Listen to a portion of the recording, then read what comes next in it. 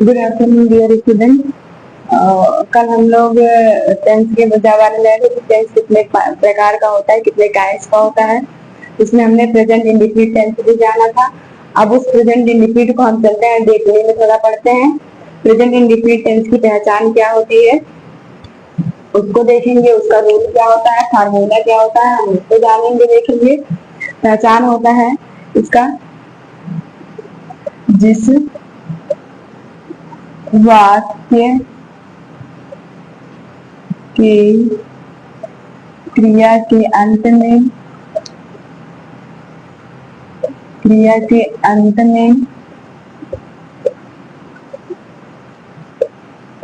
ता है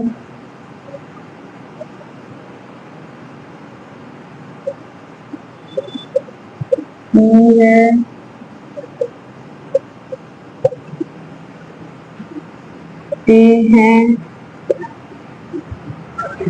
तो हैं आदि शब्द आते हैं तो आदि शब्द आते हैं तो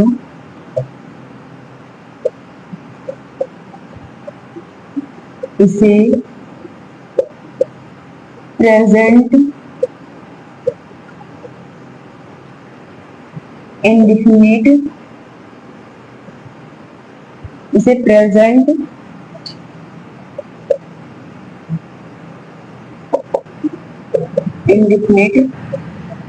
टेंस कहते हैं।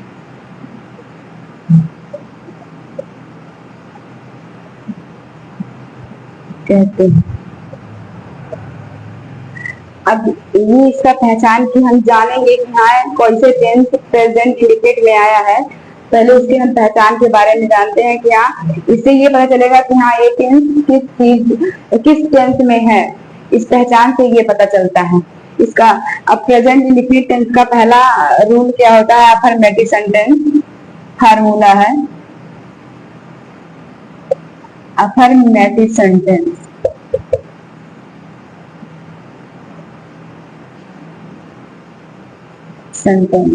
जिसको हम हिंदी में साधारण वाक्य भी बोल सकते हैं, अफर्मेटिव। ठीक है। अब इसका रूल क्या होता है, rule number 1।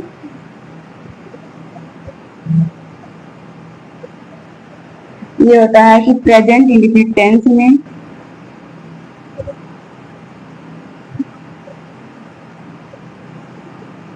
Present indefinite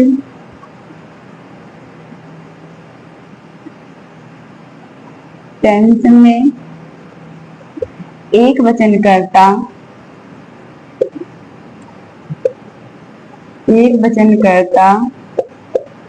he, she,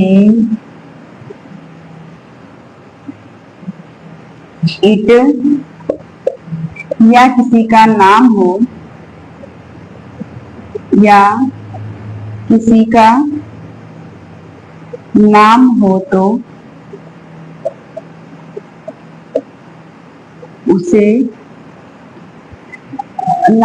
तो सहायक क्रिया का प्रयोग नहीं होता है।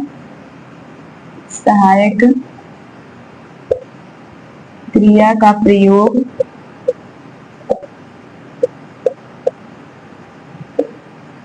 नहीं होता है।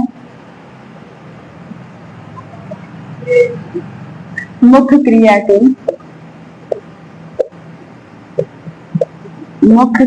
के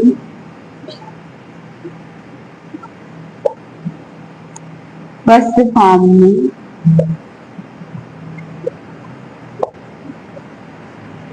यस या ईएस जोड़ देते हैं।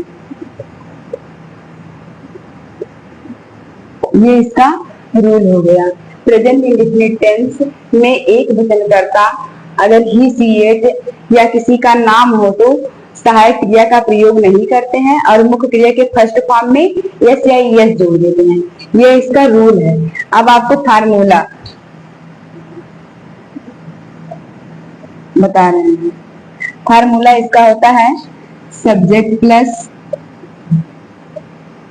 मेन वर्ब के फर्स्ट फॉर्म में एस या ई एस प्लस ऑब्जेक्ट, ये इसका फार्मूला होता है। इस फार्मूले के बेस पे हम टेंस को लगाएंगे। जैसे एग्जाम्पल इसका है,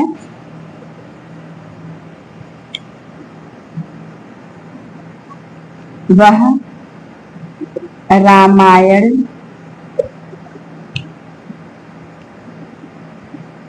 पढ़ता है। अब हम इसको कैसे पहचानेंगे कि प्रेजेंट इंडेफिनिट टेंस में है? देखिए यहाँ पर जो ता है, यहाँ पर हमने बताया है ना, जिस वाक्य क्रिया के अंत में ता है, ती है, ते है, तो है आदि शब्दावली से प्रेजेंट इंडेफिनिट टेंस कहते हैं।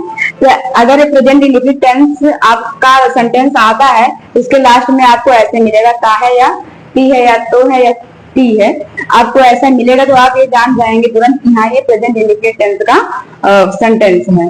तो इसका हम पहले कैसे बनाएंगे? इस फार्मूले के बेस पे बनाएंगे। फार्मूला हमको पहले सब्जेक्ट लिखना है। सब्जेक्ट हमारा क्या है? वह की इंग्लिश ही होती है।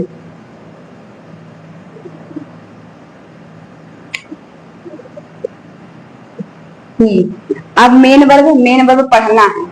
पढ़ने की इंग्लिश रीड होती है, लेकिन हमको रीड में क्या जोड़ना है? एस या एस। वाक्य के भाव के अकॉर्डिंग हमको क्या लगाना है?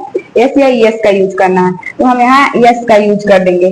बीच में आप आर्टिकल दा का यूज कर भी सकते हो, नहीं भी कर सकते हो, कोई दिक्कत नहीं है। फिर रामायण को हम रामायण लिख देंगे। आपका ऑब्जेक्ट क्या है? रामायण, ठीक। और ये अफर्मेटिव सेंटेंस है, इसके लास्ट में फुल स्टॉप लग जाएगा, जैसे यहाँ पूर्ण विराम लगा है। अब देखिए, ये जो इंग्लिश में कर्ता होता है, सब्जेक्ट जो होता है वो शुरू में रहता है। इसको हम हिंदी में कर्ता बोलते हैं और इंग्लिश में क्या बोलते हैं? सब्जेक्ट बोलते हैं।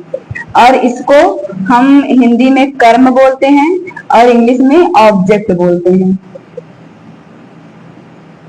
और इसको हिंदी में क्रिया बोलते हैं और इंग्लिश में इसको वर्ब बोलते हैं, ठीक। और इसी को फिर ये देखिए, ये जो सब्जेक्ट है ये अपने जगह पे है, कर्ता या सब्जेक्ट ये अपनी जगह पे, लेकिन ये जो वर्ब है या इसको हिंदी में क्रिया भी बोलेंगे, ये बीच में आ गया है। और ये ऑब्जेक्ट जो कर्म है आपका, ये कहाँ चला आया? लास्ट में। इसको ऑब्जेक्ट भी हम बोल सकते हैं, ठीक है। तो हमें इससे ये पता चल रहा है कि कर्ता जो होता है, सब्जेक्ट जो होता है, अपने जगह पर ही होता है, लेकिन ये कर्म और क्रिया में जो होता है हेरफेर होता है, ऑब्जेक्ट और वर्ब, मेन वर्ब में। अब बीच में आपका ऑब्जेक्ट है, लेकिन इंग्लिश में ऑब्जेक्ट लास्ट में चला आया है। और ये क्रिया हिंदी में आपका लास्ट में है और ये क्रिया कहाँ आ गई है? बीच में आ गई है। तो ये है टेंस। अभी ये आपका आज पहला रूल है, फिर दूसरा रूल इसके बाद हम कल बताएंगे। इसके आगे ऐसे हम 5-6 रूल पढ़ेंगे इसमें। आई होप कि आप लोगों को ये समझ में आया होगा। आप लोग ऐसे हमारे चैनल पे बने रहिए। हम एक टॉपिक टेंस का आपको ऐसे क्लियरिटी से पढ़ाएंगे ताकि आपको अच्छे से समझ में आएगा।